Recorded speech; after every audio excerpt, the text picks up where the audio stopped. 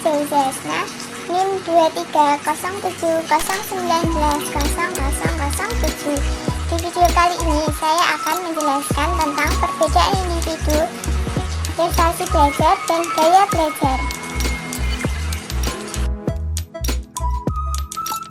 Poin pertama, perbedaan individu.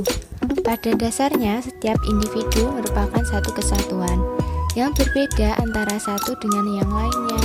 Perbedaan itu dapat dilihat dari dua segi, yakni segi horizontal dan segi vertikal. Perbedaan segi horizontal adalah perbedaan individu dalam aspek mental seperti kesadaran, bakat, minat, ingatan, emosi, dan sebagainya. Sedangkan perbedaan vertikal adalah perbedaan individu dalam aspek jasmaniah seperti bentuk, tinggi, dan besarnya badan, tenaga, dan sebagainya. Masing-masing aspek individu tersebut besar pengaruhnya terhadap kegiatan dan keberhasilan belajar.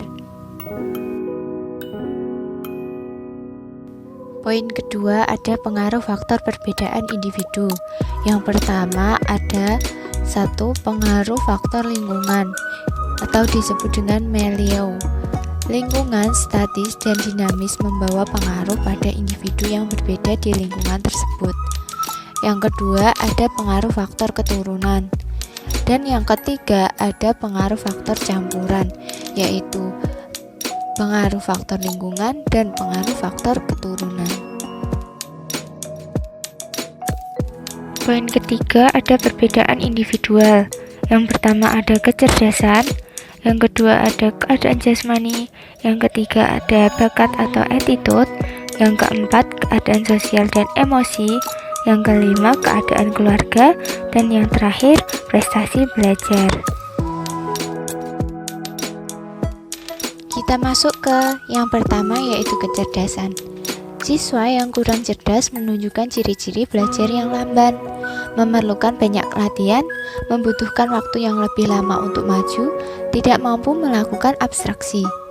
Siswa yang tingkat kecerdasannya tinggi pada umumnya memiliki perhatian yang lebih baik, belajar dengan cepat, kurang memerlukan latihan, mampu menyelesaikan pekerjaan dalam waktu yang singkat, mampu menarik kesimpulan, dan mampu melakukan abstraksi. Masuk ke yang kedua, yaitu bakat atau attitude. Bakat mempengaruhi perkembangan individu. Untuk mengetahui bakat itu perlu diadakan tes bakat atau attitude test pada waktu mereka mulai bersekolah. Bakat juga turut menentukan perbedaan hasil belajar, sikap, minat, dan lain-lain. Yang ketiga, keadaan jasmani. Keadaan jasmani setiap siswa berbeda-beda. Perbedaan itu terdapat pada struktur badan, mungkin tinggi badan, berat badan, atau koordinasi anggota badan. Yang lain ada cacat badan atau gangguan pada penglihatan, sakit menahun, mudah pusing kepala, dan lain-lain. Hal-hal tersebut dapat mempengaruhi efisiensi dan kegairahan belajar, mudah lelah, kurang berminat melakukan berbagai kegiatan, dan akan berpengaruh pada hasil belajar. Yang keempat, ada penyesuaian sosial dan emosional. Keadaan sosial dan emosi individu berbeda-beda antara satu dengan yang lain. Berbagai sikap sosial dan emosional adalah pendiam, pemalu, pemberani, mudah bereaksi, senang bekerja sama, suka mengasingkan diri, mudah terpengaruh, sensitif, senang menggantungkan diri kepada orang lain. Tingkah laku sosial dan emosional itu dapat berubah sesuai dengan kondisi dan situasi sekitarnya. Keadaan ini besar pengaruhnya terhadap kegiatan, keberhasilan belajar siswa.